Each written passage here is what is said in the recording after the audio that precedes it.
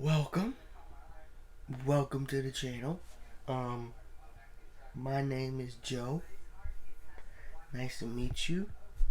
I am sleepy right now. I am so sleepy right now. My goodness, I am so sleepy right now. The video that we are watching today is called "Why You Wouldn't Survive the Alcatraz Prison." Now, I've never been in prison. Let me sit up.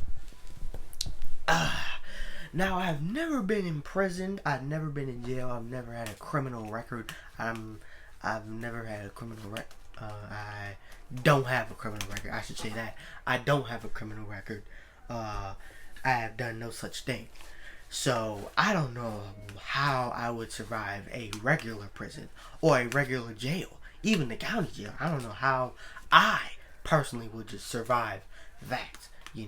So, hopefully, he will give us some good evidence on why we shouldn't or why we wouldn't survive Alcatraz prison. So, like the video, subscribe to the channel, and subscribe to the infographic show, and subscribe to my channel too, called Joe. Okay, so let's get to the video.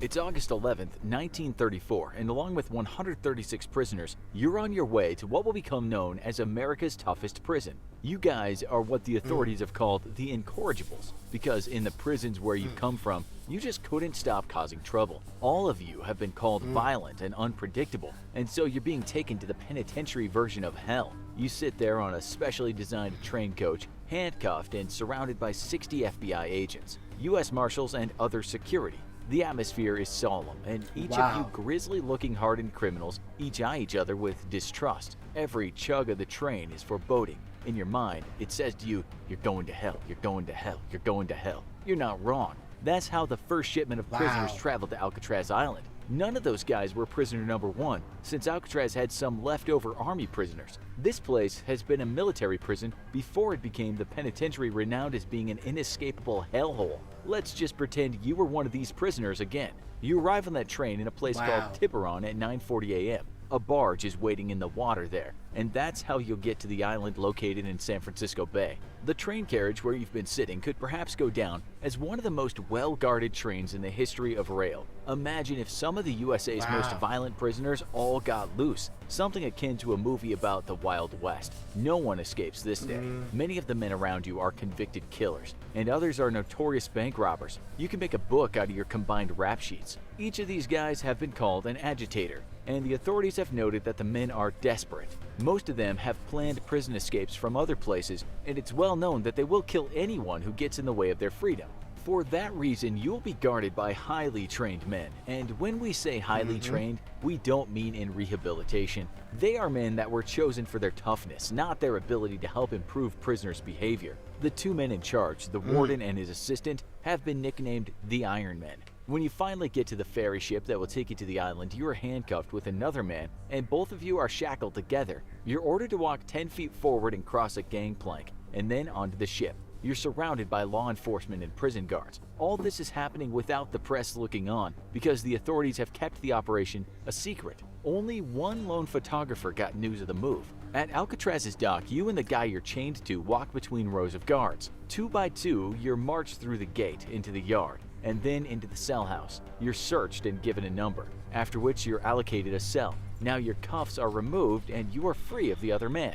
But before you can go into your cell, you're taken to the bathhouse and stripped naked. You're examined in every nook and cranny of your body, and then told you can wash. You're then taken to a cell and the door is locked. Outside is a sign that has your name and number. The authorities will later say that the entire operation went perfectly. Okay, so what does your cell look like? You're assigned to Block B. You might move to C later, and Block A, you'll learn, isn't used much at all to incarcerate men. D Block is solitary, a segregation center where a prisoner can be locked up 24 hours a day. These cells are sometimes referred to as confinement chambers. You might get let out in the yard for an hour once a week if you get on the right side of the guards. But other than that, you face total isolation if you're sent there. So your cell in Block B is 5 feet by 9 feet. Proverbially speaking, if you were to swing a cat in there, you'd kill it. Inside that cell is a cot that you can sleep on, and it's made out of steel. It folds against the wall when not being used because there really isn't that much space in this cell. There's a steel shelf to sit on and a steel shelf to put things on. There's also a basin and a toilet. Everything you own when you first get into that cell is a toothbrush, some tooth powder, 2 towels, and a cup.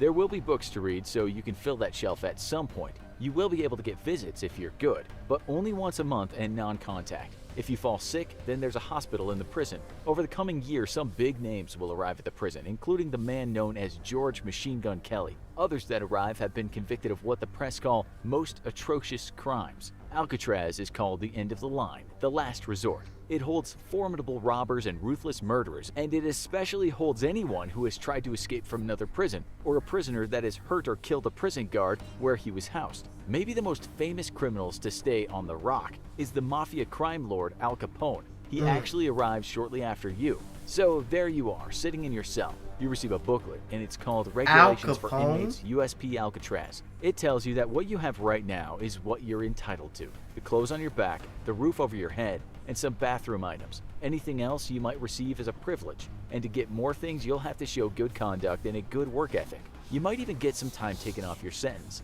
But show bad conduct and the opposite might happen. You might lose privileges, get some time added on, or be sent to those isolation cells. This is nothing you haven't read before. In bold letters, the booklet tells you that there will be no trading, gambling, selling, giving, or loaning.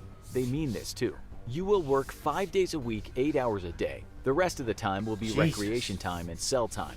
You can watch a movie twice a month, and if you show good conduct, you'll be able to go out to the yard and play handball. You're also told that this won't happen just yet, since your first 30 days will be spent in your cell. This is called the quarantine period. It doesn't sound too bad, only you guess the guards. That's what we need to do right now. Very true. That's what we're doing right now. You'll wake up at 7 a.m. and you'll be counted. You must be absolutely silent during this time or you'll be disciplined. This rule of silence will be the thing that gets to you the most, and the guards are serious about it. You might have your own cell, but the silence kills you. You can try talking through the toilet bowl, but that will get you in serious trouble. You can talk when you eat with the other prisoners. The food, at least, isn't that bad. In fact, you're quite impressed with the chow. For breakfast one day, you get oatmeal, milk, sausage, fried potatoes, toast, and coffee. For dinner, you get some bean soup, roast beef, and veg. For your supper, you get pork and beans, salad, more coffee, and bread. On another day, the breakfast is similar, but dinner consists of breaded cod, potato chowder, cabbage, bread, and tea. For supper one evening, you get vegetable soup, spaghetti and meatballs, fruit pudding and bread. They even throw in some spiced apples. What's going on? You're eating better than you did on the outside, and a lot better than the many Americans living in abject poverty. In the years to come, the delicious food at Alcatraz will become legendary, and it'll make any prisoner in the present day wish he was taken back in time as he chows down on his single slice of moldy bread and dubious slop filled with mystery meat and gristle. At Alcatraz, the wardens believe that healthy food and tasty food will lead to good behavior and cut down on violence. 3 good meals a day should keep the prisoner in good physical and mental health. You are what you eat, and your warden believes slop doesn't align with good behavior. Alcatraz is quite progressive in this respect. Okay, so you've got your pounded beef steak with gravy and mash, and you're not going to complain about that. The silence thing gets to you, but as you follow all the rules, you at least get time on the yard and books to read. It's a bit cramped in the cell, but at least you don't have to share with a man who has a history of atrocious violence. What can go wrong? Well, that routine is so strict that it can feel oppressive. It's final lockup at 4:50 p.m. and lights out at 9:30 p.m. And until the next day, you're not supposed to make a sound. A man named Edward Watke doesn't take to Alcatraz very well. He's prisoner number 47, and he's the first man to take his life in there. More will follow. There is bullying, of course, and this leads one man to severely hurt himself. He wants to get transferred because of the bullying he faces daily. So for you, as long as you don't get bullied, life could be okay. You just have to adhere to the strictest of routines. You even get to go to the library, and since you're eating well and exercising, you might actually get rehabilitated. In fact, as an average prisoner, you'll get to go through almost 100 books a year. As the years go by, you'll get the chance to use a musical instrument and listen to a radio. The problem is, what if you don't follow the rules? Well, that's when Alcatraz turns into Hellcatraz. Let's just add that it's very easy to break the rules. That code of silence is enforced with enthusiasm, and you also have to look presentable at all times. Your cell has to be spotless, and come rain or shine, you have to work really hard. There's no shirking at Alcatraz, and so you might say it's run in a zero-tolerance style. Now, with that in mind, the place is full of notorious criminals with problems of self-control. Things can go wrong. Let's say one day you just can no longer cope with the oppressive rules and you start talking at night and not cleaning your cell. You're sent to isolation, and then you do the same again. You hit out at people and talk back to guards.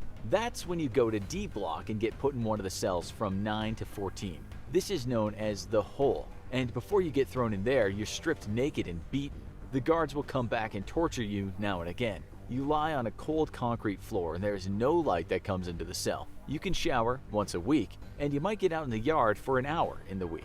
The rest of the time is spent in that cold, dark cell, being treated worse than an animal. You're given no toothbrush or soap to clean yourself. At one point, a guard throws cold water on you. The cell stinks like a sewer, too, and you can forget about that tasty food. You're given 4 slices of bread a day, and then once a week you get a proper meal.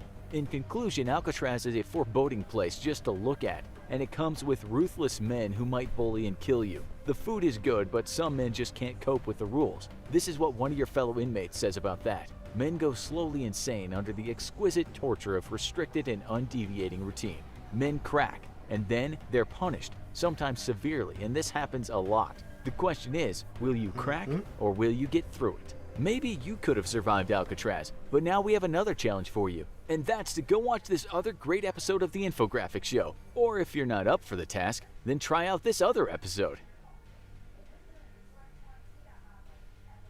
Man. Whew. You are talking about a prison. Man.